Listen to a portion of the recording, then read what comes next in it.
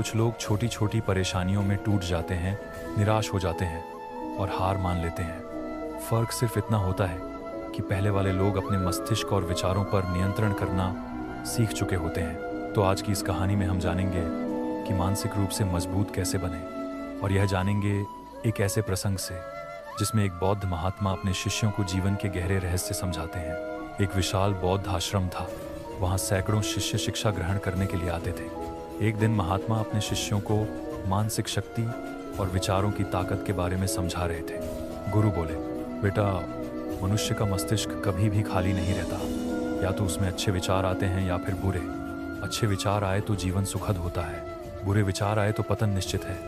यही कारण है कि मस्तिष्क को मजबूत करना बहुत आवश्यक है। इतना कहते ही एक शिष्य, जिसका नाम राजवंत था, खड़ा हुआ और बोला, गुरुवर, क्या ऐसा कोई तरीका है जिससे हम अपने मन और मस्तिष्क को हमेशा मजबूत बना सकें, ताकि हम हर मुश्किल परिस्थिति में डटे रह सकें? गुरु मुस्कुराए और बोले, हाँ, अवश्य है, लेकिन उससे पहले तुम्हें मन की प्रकृति को समझना होगा। जब तक मन का स्वरूप नहीं समझोगे, तब तक मानसिक मजबूती का रहस्य भी नहीं समझ पाओगे। गुरु ने कहा, सोचो, जब तुम दुखद बातें याद करते हो तो तुम्हारा चेहरा मुरझा जाता है, शरीर शिथिल हो जाता है और ऊर्जा गायब हो जाती है। लेकिन जैसे ही तुम कोई उत्साहजनक या खुश करने वाली बात सोचते हो, तुम्हारे शरीर में अचानक ऊर्जा का प्रवाह शुरू हो जाता है। यही शक्ति है विचारों की। फिर गुरु ने उदाहरण दिया, मान लो कोई व्यक्ति रोज ये सोचता है कि मैं असफल हूँ, मैं कुछ नहीं कर सकता। धीरे धीरे उसका शरीर भी वैसा ही व्यवहार करने लगेगा।